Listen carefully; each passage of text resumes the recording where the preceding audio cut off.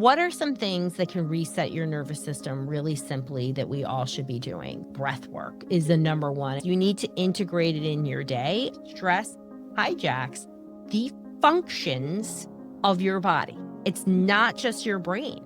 It can mean a lot of little stressors that are causing your nervous system to stay stuck. And until you change that, you will be stuck being sick. Stress is the greatest health crisis we have. And again, real or imagined, if your body thinks it's stressful, it's going to start activating, shooting cortisol, pulling all these resources. And whatever is physically going on with you, healing isn't going to happen. The first thing is regulate first. So we have to make time every day to regulate our nervous system. Welcome to Autoimmune Alchemy, where we turn complex autoimmune science into clear, practical steps you can use to feel better and take control of your health. So welcome to Autoimmune Alchemy. I'm your host, Dr. Melissa Mandela, and we have Dr. Roseann Capanna-Hodge, our guest of honor, because she's here to talk about integrative mental health. Also, she's the author of many books. One of them specifically I want to talk about is It's Gonna Be Okay, that strategy, and then also her Global Institute of Children's Mental Health. She pioneered brain behavior reset. She's a top podcaster, and I want to just emphasize, what happens with the brain when it goes under not just trauma and also to the point where there's chronic stress. What's happening? What's the damage there? Because it's really it can be unconscious and it can be wrecking for the brain. Yeah. I mean, when you have chronic compounded stress and you have trauma, both lead to the same thing, a nervous system that is jacked up, overactivated, and stuck in high gear when we don't want it to be stuck, right? Our brain and our body moves to what we call sympathetic dominance, which is the stress state of the autonomic nervous system that manages stress, right? So we want to actually be in a normal brain is relaxed parasympathetic state, right? And then a stressor happens, it moves to sympathetic dominant. And then the stressor, you deal with it, it goes away and it goes back down. But this is not what's happening. What's happening is we have so many compounded stressors that we're not dealing with. We're not slowing down. We're not mitigating. We're not learning strategies to cope. And so we're being stuck in this totally activated state. And the more activated you are, the more you're going to stay inactivated. It's like the brain, the nervous system literally gets stuck there, right? And so, and I think I love that you're bringing up just everyday stressors, because I think that's what people don't realize. They're like, why is my kid, yelling at me? Or why is my kid so irritable or totally unfocused? I have to remind them it's because of chronic compounded stressors. And school is very stressful for kids today. They're doing developmentally inappropriate work. We have a rise in kids with clinical issues, neurodivergence, and their nervous systems are more prone to be activated. What we need to do is add in daily things in our life to counter that. That is really the solution. It's not a pill. It's actually changes that we make to our lifestyle and parenting changes. Right. And that's the key, is being able to identify that and being able to intervene, because it is an avalanche out there, and Right. and your people are falling over with all these diagnoses, and they're just collecting diagnoses rather than being set free from them. And to be able to go in there and offer, the top tools, what would that be for, your patients with neurodivergence, with OCD, PANDAS, and different struggles, especially the autoimmune community, they're always in pain, unfortunately. And they're just going with flares, and they're just hoping that they can get through the next day. Yeah. And let's talk about this. I call it shopping cart diagnoses. So people come in all over the world. They're coming to me for mental health issues, healing issues that they're not getting better physically. So they get put into the, something's mentally wrong with you category. And, it's really because of that activated nervous system, right? So what are things, right? First of all, we need to sit back. We need to rethink that there isn't a quick fix to this, right? It's quicker than people realize. It's like nutrition. They're like, oh, it takes a long time. Wait a second. So like if you go have a Cinnabon, you're not sleeping after, that's a quick effect. It's the same thing in reverse, right? You have brown rice and broccoli and, Cajun shrimp. You're going to feel good. It's very different than having these things. So what are some things that can reset your nervous system really simply that we all should be doing? So of course it is breath work is the number one, and it's diaphragmatic or belly breathing.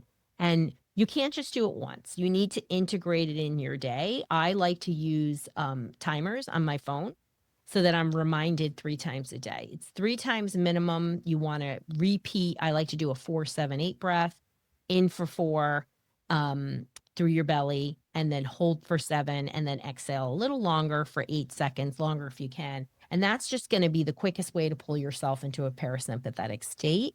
Even young kids can do belly breathing. They can do, yeah, right? So they can do bubble breathing. I like to have them lay on the ground and put a stuffed animal and get it to go up and down. And there are other tools that you can do. There are tools that are free. There are brain beast tools like PMF and Neurofeedback, other parasympathetic activators. There's lots of tools out there. You just need to actually use them or do the technique. I think that's the misnomer. And your nervous system took a long time to get there. It's going to need time to go back. So pick something and do it for 30 days. It doesn't mean you're not going to get relief, but really changing that nervous system, it's 30 days. And we've conditioned our society that there's some kind of pill that's going to fix it, and so many of the people come to me do have autoimmune, they're PANDAS, they have lots of clinical issues. I'm hearing mast cell activation every 2 seconds now, and, just a whole list of things. And our body, right, is completely affected by stress, right? Your immune system can't work properly. Your hormones can't work properly. Your neurotransmitters, and on and on and on, because stress hijacks the functions of your body. It's not just your brain. It is actually going to make it where we have a rise in autoimmune because of stress. I just want you to rethink stress. It doesn't mean a single stressor. It can mean a lot of little stressors that are causing your nervous system to stay stuck. And until you change that, you will be stuck being sick. I mean, that's just what I've seen for 3 decades. Yeah. Right. And it's that, people may not have their diagnosis yet. They may not have their medication, or are still figuring it out. But when you work on that stress, it's a beautiful thing that works from head to toe, inside and out. And really, it helps so many things. Like it helps with the sleep and the mindfulness. How is that open the door to everything else? Well, if your nervous system is jacked, as I like to say, so you're stuck in this overstimulated state. It also can be stuck when we think about, kids, but adults as well, and an understimulated. So I talk about under and overstimulation. So things like ADHD and all these other things, right? Insomnia, right? Maybe sleeping during the day and not being able to sleep at night. Once your body is stuck in this activated state, a lot of things can happen. And some of it has to do with your epigenetic profile, things you're carrying around that it can awaken.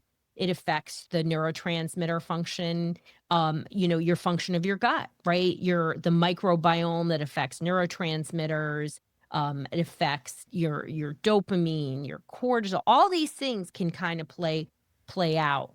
And when we start regulating, right, you're absolutely right, Melissa. It doesn't matter if we have a diagnosis. Get over the diagnosis. Think about it as nervous system dysregulation. Once we start regulating, what actually happens a lot with me, right? So we do about 40 sessions over 6 months in our program of neurofeedback. But there are other things. What I find is and I take people that nobody will take. Like these are very complex cases. You got to do what I say. And I do not work with anybody who's identifies as rude, difficult, or demanding. Not the kid, parents. So you will not be able to work with me if you are a jerk. End of story. Um, and so I like to say that wherever I am because it's true. But Right. once you start regulating, it becomes clear what the the underlying sources of these things are, right? And so, and that's very much the way with my neurodivergent kids. Last week I had all the kids go back to school now. It's Yeah, that time of year. exactly. And so I love going back to school with my kids that I've been working with since the spring, or sometimes I do intensive over the summer because I get to hear how awesome they are. And so I Mhm. had this mom say to me, she sends me the teacher thing and she said, I'm going to freaking frame this, is what it said. And then I read it, and this kid had been in trouble all the time for being impulsive, verbally, physically. And it was an example of how he was so regulated. This other kid was being difficult, and he helped the kid. This kid had actually bullied him the year before. He helped Wow. him. He did all these things. And the teacher was like, this is incredible. Like, Mm. it was incredible, and like to see those differences come out of people because they're regulating, which gives them a moment to pause and make different decisions. And Mhm. whether it's a moment to pause in the nervous system so the body can start working the way that it's supposed to. But stress is the greatest health crisis we have. And again, real or imagined, if your body thinks it's stressful, it's going to start activating, shooting cortisol, pulling all these resources, and whatever is physically going on with you, healing isn't going to happen.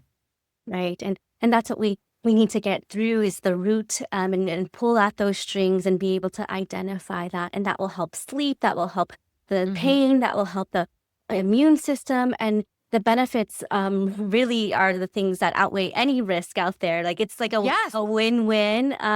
And when people are in this crises of getting into, their, if it's ADHD or OCD or PANDAS, what are the top three strategies that you teach, or the devices that you like to give so that they can have these tools at their fingertips? Yeah. I mean, I think, again, it doesn't matter what your clinical diagnosis is or diagnoses.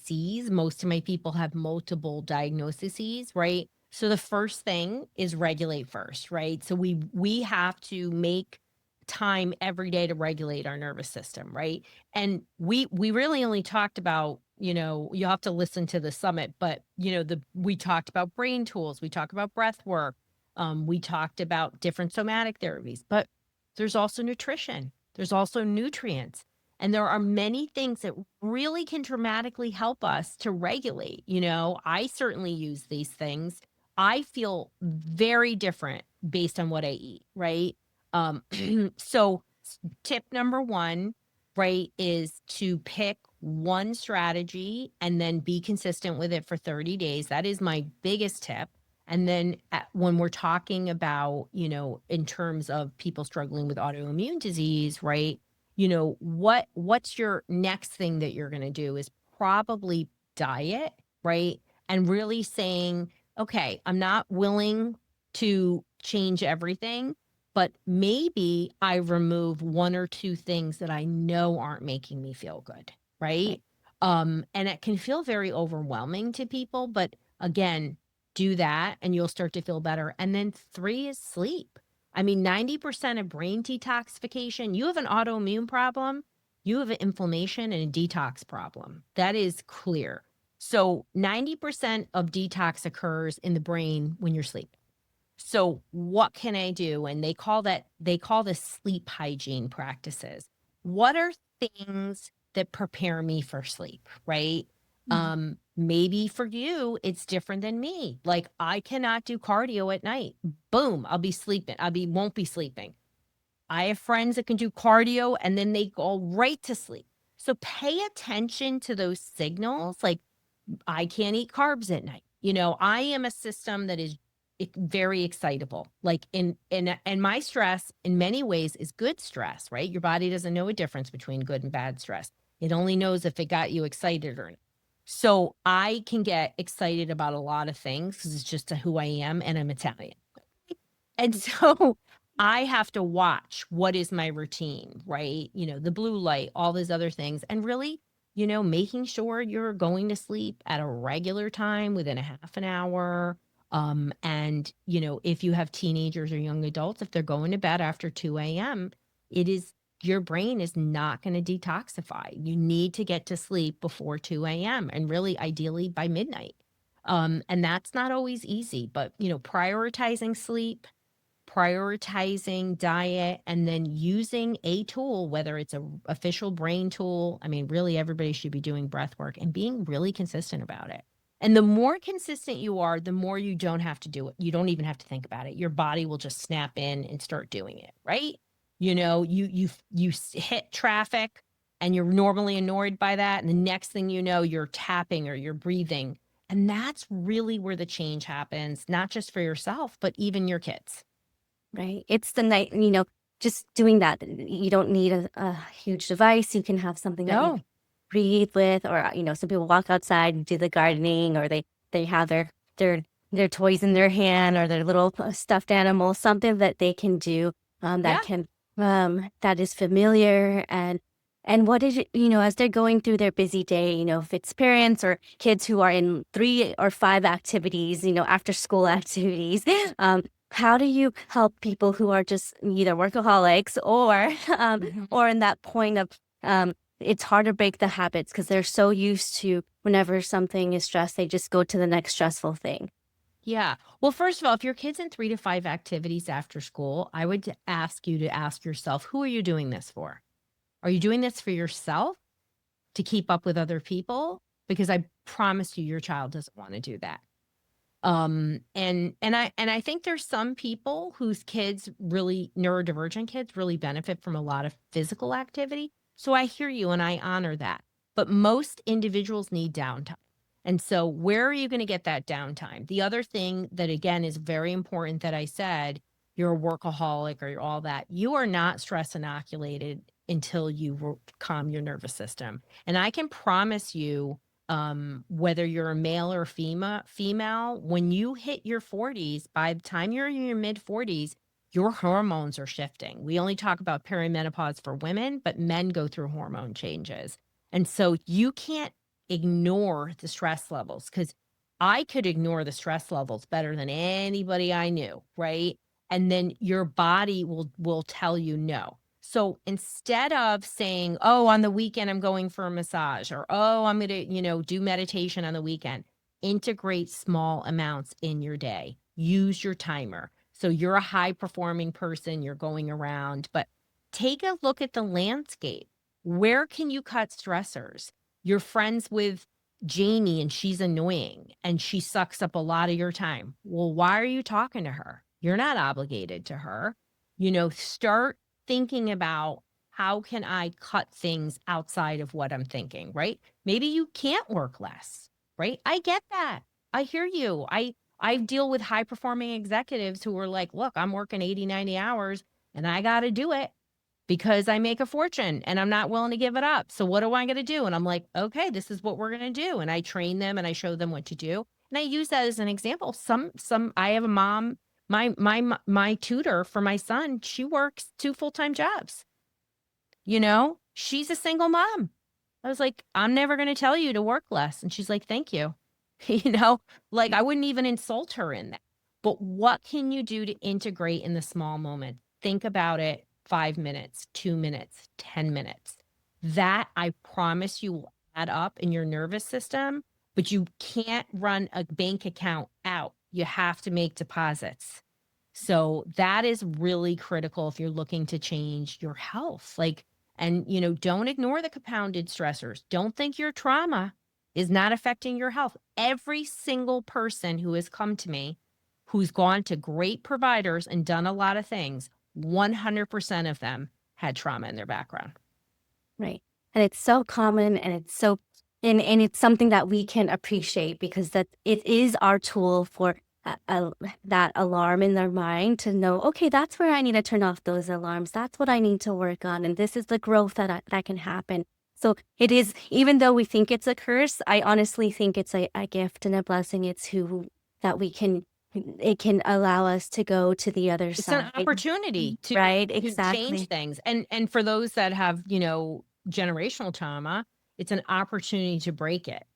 Right, exactly. And thank you so much. That's why you're here with us. And I know you have amazing programs and tools, and that's why there's the Integrated Mental Health Summit, and your website has a lot more. So tell us more about this, because this is something that they can really take to another level once they get to learn what the tools and programs are out there. Yeah. Well, you can just go to drroseann.com, and that's Roseann, and it's DRROSEANN.com. And I have a podcast that's short that you can listen to, and lots of actually low cost, inexpensive ways to work with me. And I know I still have a one-to-one program, but I will be ending that in 2026. So if you want to work with me, hop in there now.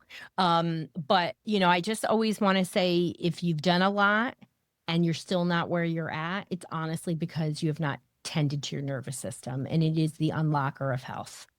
Right. And that's our baby. That's the thing we need to nurture. That's the thing Yeah. that calls our attention. And that will be it can be our best friend. We can live with it, honor it, and love it. So thank you so much, Dr. Roseann. It's such a pleasure. I can't wait for your next season of life, and we'll be following you soon. Take care. Thank you. Thank you. Thanks for listening to Autoimmune Alchemy. If you enjoyed this episode, please follow the show and leave a review. It helps more people find it. You can find resources and links in the show notes.